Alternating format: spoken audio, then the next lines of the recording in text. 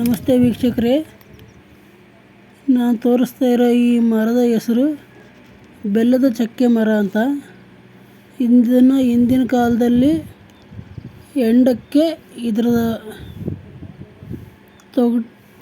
ತೊಗಟೆನ ಬಳಸ್ತಾಯಿದ್ರು. ಇದರ ಮೇಗಲು ಸಿಪ್ಪೆ ಇದೆಯಲ್ಲ, ಇದು ಕಾಣುತ್ತಲ್ಲ, ಇದನ್ನು ಬಳಸ್ತಾಯಿದ್ರು.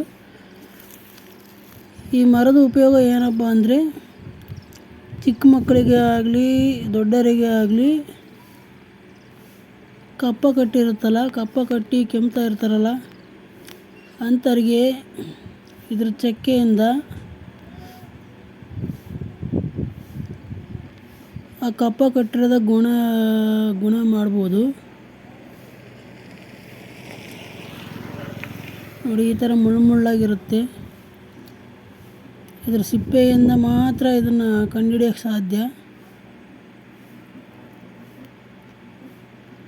ಇದ್ರ ಜೊತೆಗೆ ಬೇವು ಮರದ ಚಕ್ಕೆನೂ ಈ ಮರದ ಚಕ್ಕೆನೂ ಎಳ್ಳನ್ನು ಸೇರಿಸಿ ಹದವಾಗಿ ಕುಟ್ಟಿ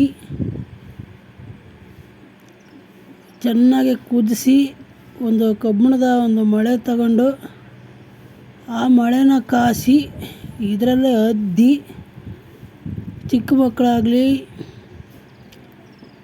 ದೊಡ್ಡವರಿಗಾಗಲಿ ಕುಡಿಸಿದ್ರೆ ಕಟ್ಟಿರೋ ಕಪ್ಪ ಎಲ್ಲ ಕಿತ್ಕೊಂಡು ಆಚೆ ಬರುತ್ತೆ. ಕೈ ಇರುತ್ತೆ, ಆದರೂ ಪರವಾಗಿಲ್ಲ, ಕುಡಿಬೇಕು. ಇದು ಕುಡಿದ್ರೆ ಮಾತ್ರ ಕಪ್ಪ ಕಿತ್ಕೊಂಬಂದು ನಿಮಗೆ ದಮ್ಮು ಕೆಮ್ಮು ಯಾವ ಕಾಯಿಲೆನೂ ಬರೋಲ್ಲ. ಒಂದು ಸರಿ ಉಪಯೋಗಿಸಿ ನೋಡಿ.